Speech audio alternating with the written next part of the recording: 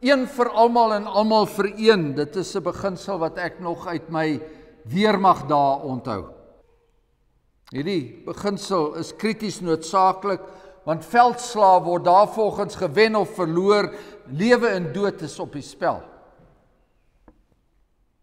En as dit so is met die wêreldse oorloë wat daar gevoer word, hoeveel te meer met die geestelike oorlog wat ons as gemeentes moet voer. 'n Oorlog waar nie net lewe en dood op die spel is nie, maar die ewige lewe en die ewige dood.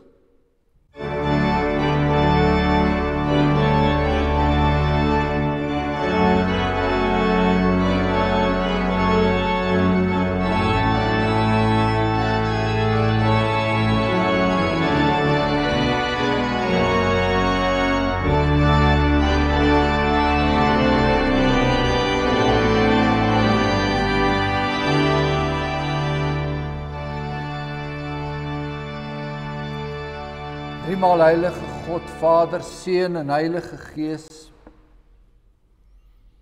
wanneer ons die sagte, milde reën daar buite ervaar,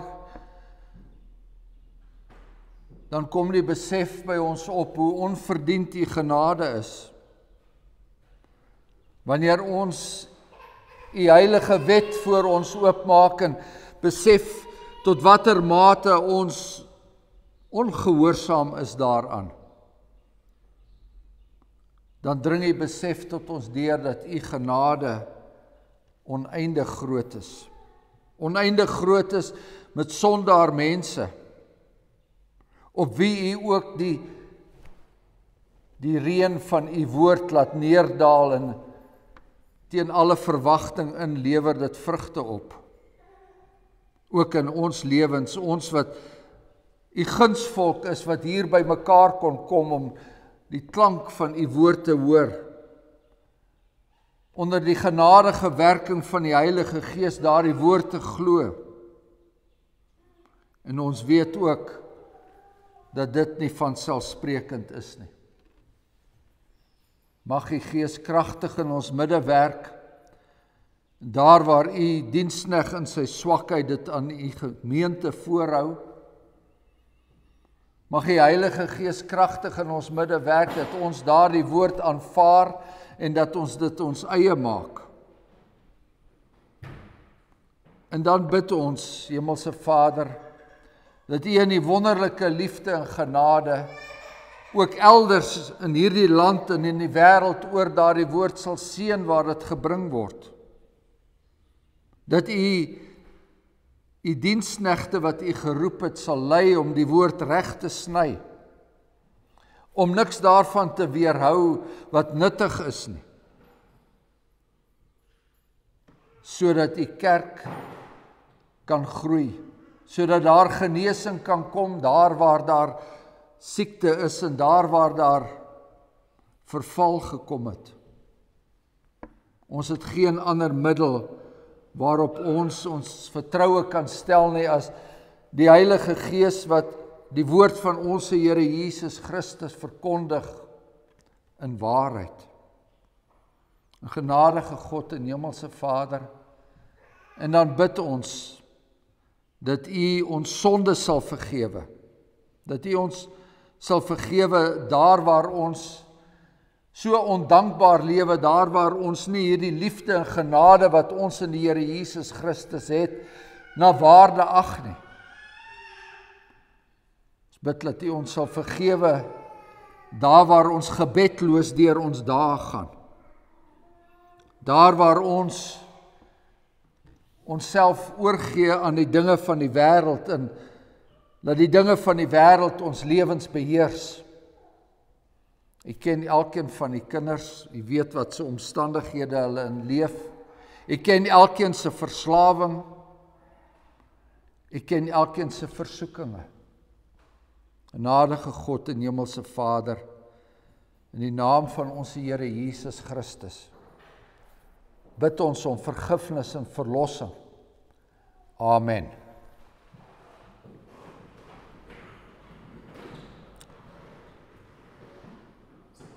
So ons blaai na die Nuwe Testament, die apostel Paulus se brief aan die Korintiërs, die eerste brief, en ons gaan die 12de hoofstuk lees.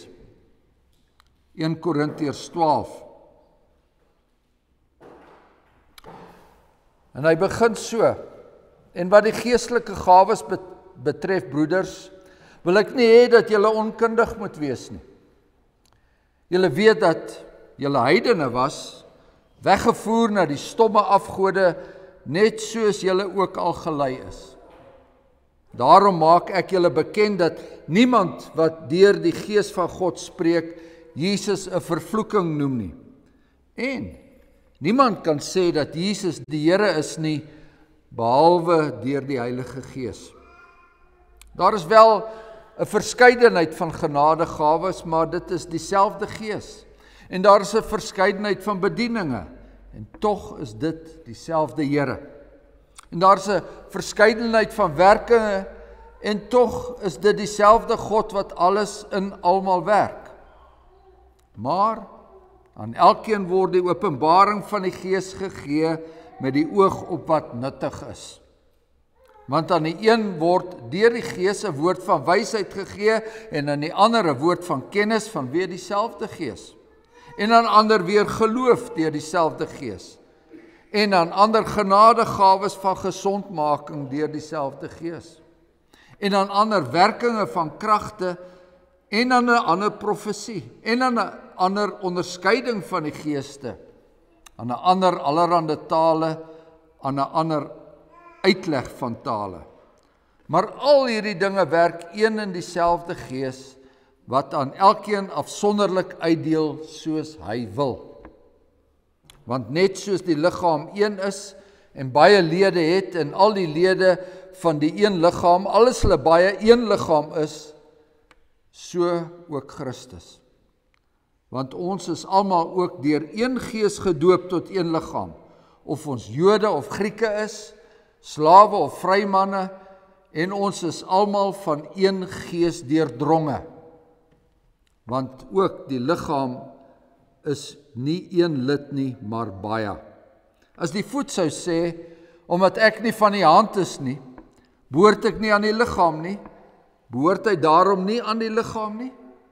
En as die oor sou sê, omdat ek nie die oog is nie, behoort ek nie aan die liggaam nie, behoort hy daarom nie aan die liggaam nie? As die hele liggaam oog was, waar sou die gehoor wees?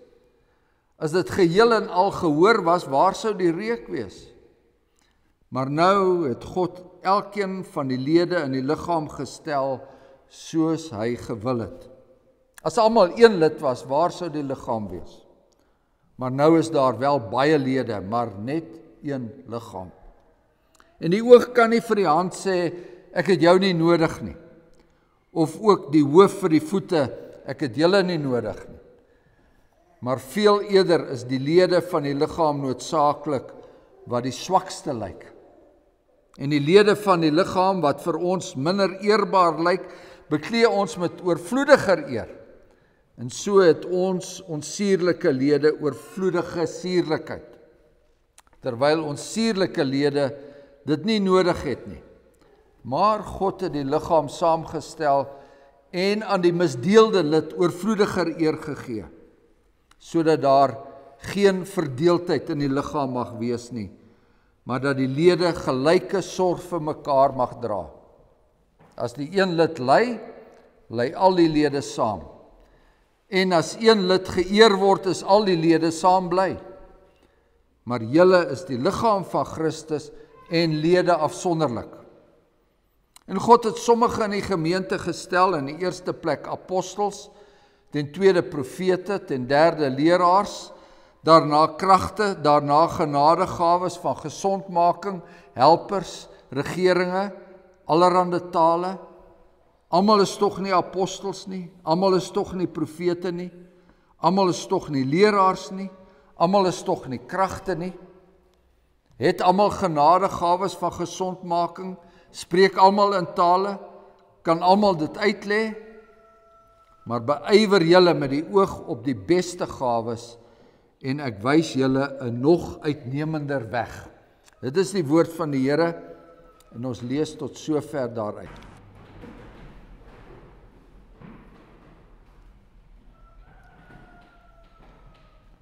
In Korintiërs 12 vers 12, net soos die liggaam een is en baie lede het, en al die lede van die liggaam, al is hulle baie, een liggaam is, so ook Christus. Broers en susters, een vir almal en almal vir een, dit is 'n beginsel wat ek nog uit my weermagdae onthou. Die peloton of die kaserne moes as 'n eenheid optree. En as die een agter sou raak, dan moes die ander hom help om by te bly. En as iemand sou weier om sy kant te bring, het die ander hom gou laat verstaan, dit werk nie so nie. Hierdie beginsel is natuurlik krities, noodsaaklik. In oorlogstyd is dit van uiterste belang dat die troepe vir mekaar uitkyk, mekaar dra, mekaar ag. Hierdie beginsel is krities noodsaaklik, want veldslae word daarvolgens gewen of verloor, lewe en dood is op die spel. En as dit so is met die wêreldse oorloë wat daar gevoer word, hoeveel te meer met die geestelike oorlog wat ons as gemeentes moet voer. 'n Oorlog waar nie net lewe en dood op die spel is nie, maar die ewige lewe en die ewige dood. Die menslike liggaam het baie ledemate, maar hierdie baie ledemate vorm almal saam een liggaam. Dis wat ons skrifgedeelte sê. En so is dit ook met Christus se liggaam. En oor hierdie saak wil die apostel nie hê dat die gemeente onkundig moet wees nie. Oor hulle verhouding tussen die eenheid en die verskeidenheid in die gemeente, moes die gemeente weet hoe dinge in mekaar steek. Net soos ons dieselfde beginsel hier vandag moet verstaan, alhoewel daar 'n gaping van duisende jare tussen ons en die Korintiërs is. Soos ons as gemeente vandag unieke probleme het, so het die Korintiërs hulle eie besonderse knelpunte gehad. En tog is daar ooreenstemming. Daar is wel 'n verskeidenheid van genadegawes, maar dis dieselfde Gees. Daar's 'n verskeidenheid van bedieninge en tog is dit dieselfde Here. Daar's 'n verskeidenheid van aktiwiteite en tog is dit dieselfde God wat alles in almal werk. Dieselfde Vader, dieselfde Here Jesus, dieselfde Gees wat alles in almal werk. Almal deur een Gees gedoop. Met ander woorde, dieselfde Gees het ons almal oorspoel. Ons is almal van dieselfde Gees deurdrenk. Die Korintiërs en die gemeente hier. Nou die Korintiërs het hiermee gesukkel. Hierdie verhouding tussen die eenheid en die verskeidenheid, dit het die Korintiërs laat struikel. En dit kom ons sommer vroeg in hierdie brief agter.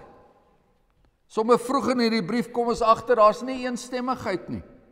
Daar's twiste en partyskappe in.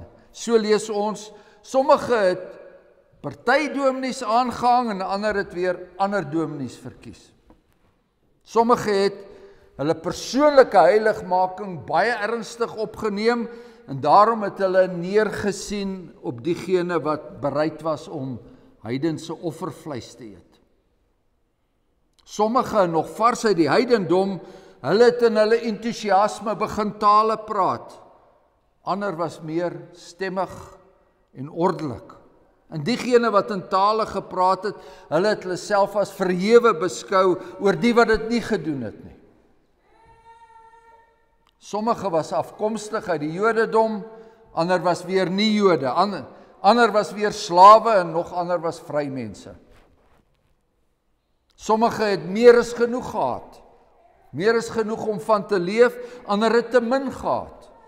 Sommige het hulle ooreet by die nagmaal etes, ander het weer niks gehad om te eet nie. Die gemeentelede het dikwels op mekaar neergesien, hulle was jaloers op mekaar. Die apostel Paulus beskryf ook baie van hulle as opgeblaase, vol van hulle self. So kan ons aangaan. Hierdie onderlinge verdeeldheid, dis deel van die vleeslike mens. So skryf die apostel Paulus in hoofstuk 3. So, dis wêreldse neigings wat nog steeds onder die gemeentelede hoogtyd vier. Die gemeente het nog lank nie geestelike volwassenheid bereik nie. Almal is immers deur een gees gedoop, almal is deur een gees deurdrenk, die gemeente van die Korintiërs, maar ook die gemeentes van Koelsberg en Bloemfontein of waar ook al. En elke gees deurdrenkte gelowige het gawes ontvang. Verskillende soorte gawes, verskillende soorte bedieninge. En nou broeders en susters, het ons nie soos die charismate nodig om ons kerkwees te definieer deur gawes en bedienings wat destyds in daardie gemeente van Korinthe teenwoordig was nie. Ons kan byvoorbeeld sien dat die spreek in tale alreeds hier in hierdie primitiewe eerste eeuse gemeente meer probleme veroorsaak het as wat dit die gemeente gestig het. Dit lees ons elders in die brief. En wanneer Paulus sy briewe aan die Timoteus later skryf, briewe wat ons gedrag in die huis van God voorskryf, dan is daar geen melding van hierdie vroeëre gawes nie. En tog kan en moet ons hierdie gedeelte vandag in ons eie omstandighede ter harte neem, want die basiese beginsel bly dieselfde. Die verskeidenheid in die gemeente mag nie verdeeldheid veroorsaak nie. Die eenheid in die gemeente mag nie die verskeidenheid misken nie. Die gemeente is Christus se bruid. Dit skryf die apostel in hoofstuk 6. Die gemeente is die liggaam wat aan Christus behoort. Elke gelowige lidmaat se eie liggaam is lid van die groter liggaam, soos ons ledemate deel is van ons eie liggaam. In sy brief aan die Efesiërs noem die apostel Christus die verlosser van die liggaam. Hy is die redder van die kerk, van alle ware kerke en hulle lidmate. Ons mans behoort ons eie vroue te voed en te koester, soos Christus die gemeente versorg en daarvoor omgee. In hoofstuk 6 noem Paulus ook die gemeente se liggame afsonderlik en gesamentlik noem hy hulle 'n tempel van God. En in daardie tempel woon die Heilige Gees. Die liggaam, afsonderlik en gesamentlik, deur een gees gedoop, deur een gees deurdrenk. En Christus gee vir sy bruidskerk om die minste te sê. As ons as gelowige mans optree, dan voed en koester ons ook ons eie vroue se liggame. Maar hier in ons teksgedeelte, hier in 1 Korintiërs 12, gaan die apostel verder. Die Here verwag dat ons ook as lede van Christus se liggaam vir mekaar sal omgee en dat ons mekaar sal waardeer. Ons is nie almal dieselfde nie. Ons het nie almal dieselfde gawes ontvang nie. Op die oog af lyk dit miskien of sommige van ons se werk belangriker is of ons 'n belangriker funksie het. Belangriker as ander se. Nou is daar voete wat sê, omdat ek nie die hand is nie, behoort ek nie aan die liggaam nie. Daar is voete wat sê, ek is mos nie die dominee of die ouderling of 'n orgelis nie, so niemand gaan my mis as ek nie kerk toe kom nie. Baie van hulle kom selfs weke lank nie in die kerk nie. Ander kom wel kerk toe, maar hulle het geen bydrae om te maak nie. Of hulle wil geen bydrae maak nie. Hulle kom wel kerk toe, maar hulle stel nie belang om enigstens met 'n ander lidmaat 'n gesprek aan te knoop nie. Die dominee het skaars amen gesê of daardie voete vat die pad. Ons bely elke Sondag die gemeenskap van die gelowiges.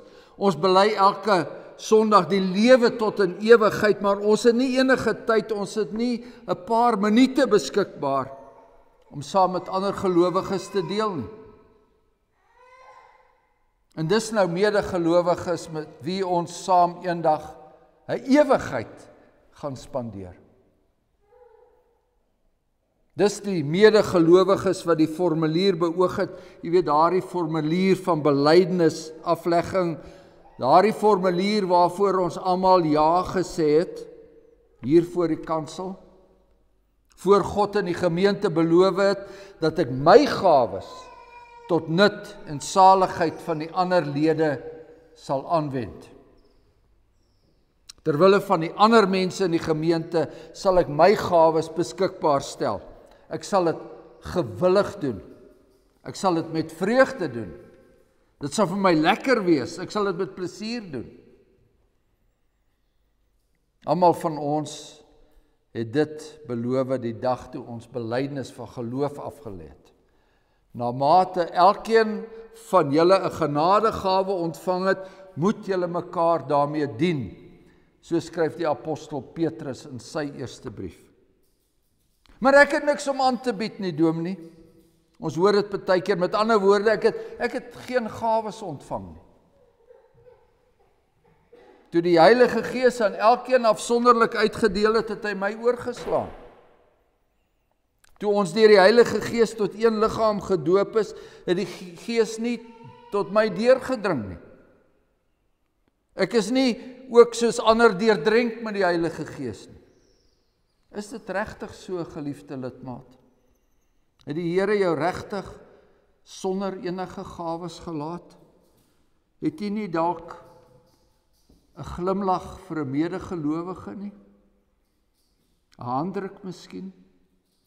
'n vriendelike woord? 'n gebed?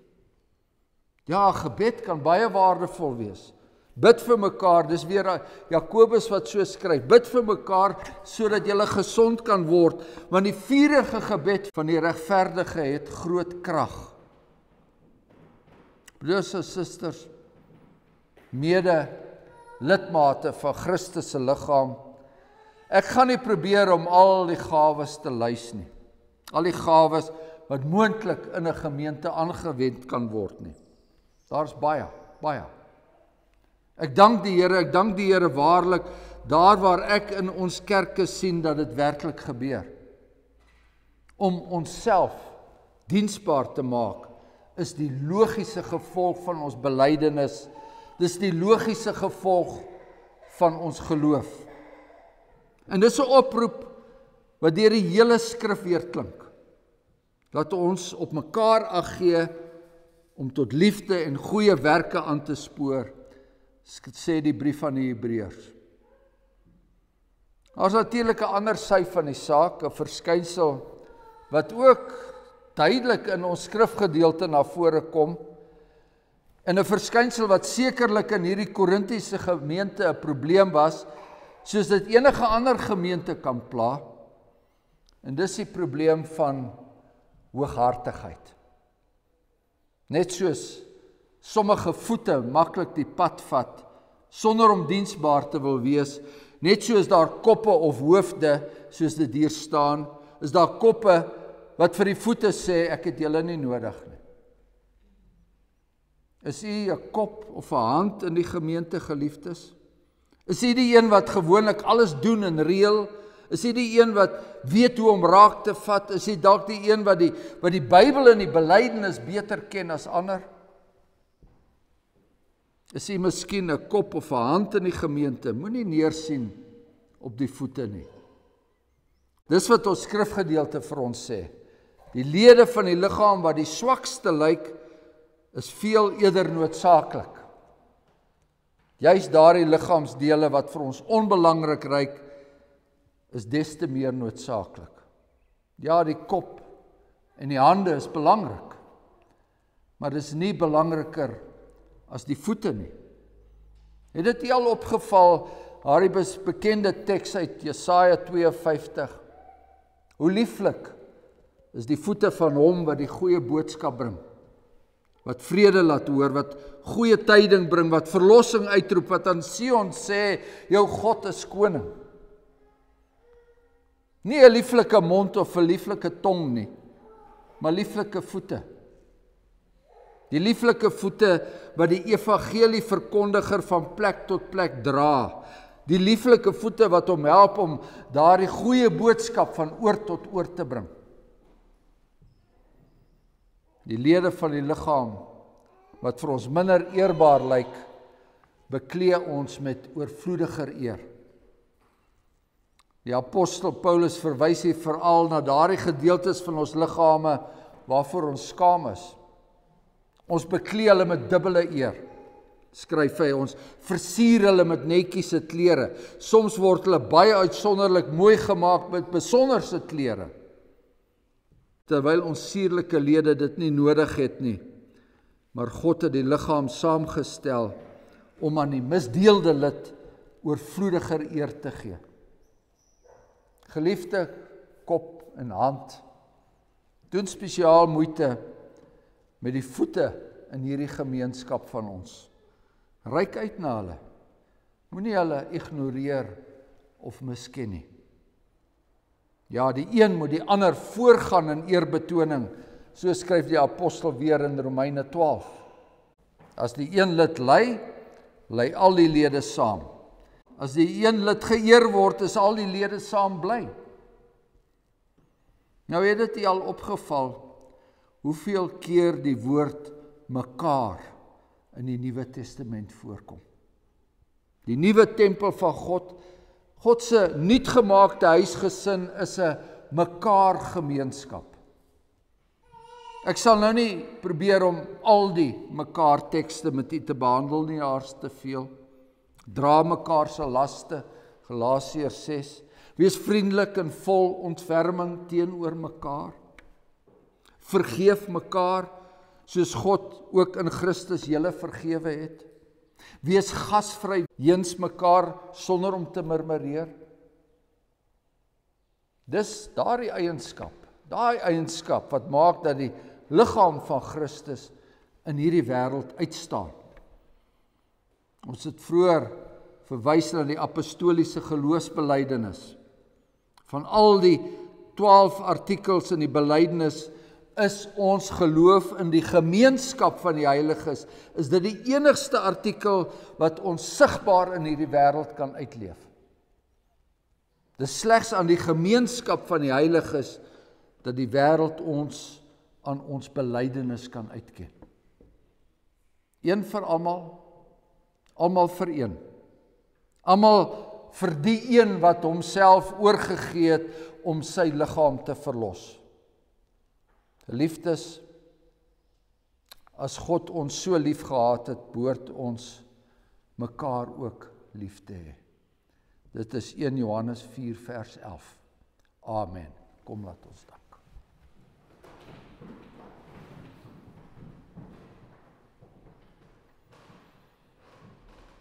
Ons hemelse Vader, aanbely ons dat ons soveel van ons eie ek en soveel van die wêreldse manier van dink en doen, daar waar dit elke hond vir homself is, dat ons dit in ons geloofslewe ook inbring. Ons bely ook dat ons dikwels dink dat ons sonder hierdie liggaam kan klaarkom. Ja, ons weet daar is mense wat smag daarna om by die gemeenskap van die gelowiges gevoeg te word, dat hulle in wêrelddele leef waar dit nie moontlik is nie. Maar ons bid dat daar waar dit moontlik is, dat ons as gemeentes, dat ons Here Jesus Christus sal verheerlik, deur as een liggaam te funksioneer, een liggaam op te tree, een liggaam 'n getuienis uit te dra. Ons vra ook, Hemelse Vader, daar waar daar soveel afvalligheid is, waar daar soveel gelowiges wat uit mekaar uitgaan, kerke wat uit mekaar uitgaan, gemeentes wat uit mekaar uitgaan, vanweë sommige ernstige redes en soms minder ernstige redes, bid ons dat U ons genade sal aansien, dat U genesing sal bring, sodat op grond van die getuienis van ons eenheid 'n verlore gaande wêreld daar buite mag glo. Ons vra dit in die naam van ons Here Jesus Christus. Amen.